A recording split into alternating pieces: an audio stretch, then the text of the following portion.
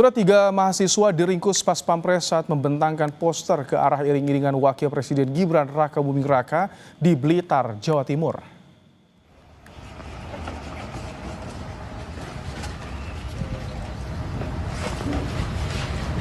Dalam video amatir warga, 3 mahasiswa diringkus di dekat sebuah rumah makan di Kelurahan Sananwetan, Blitar pada Rabu siang. Peristiwa ini terjadi saat rombongan Wapres Gibran Rakabuming Raka hendak melakukan santap siang. Pas Pampres juga menyita sejumlah poster yang hendak dibentangkan. Sementara Polres Blitar Kota membenarkan peristiwa itu, tapi membantah adanya penangkapan.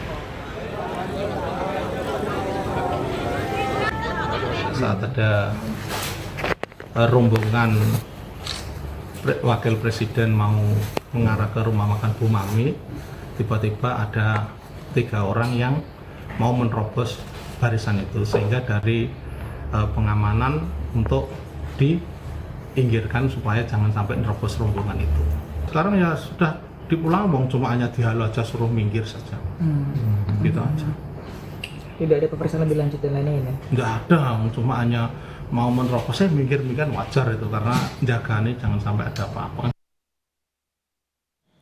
Sebelumnya, Wakil Presiden Gibran Rakabuming Raka melakukan kunjungan di Puskesmas Blitar. Gibran memastikan cek kesehatan gratis yang merupakan program pemerintahan Prabowo berjalan lancar.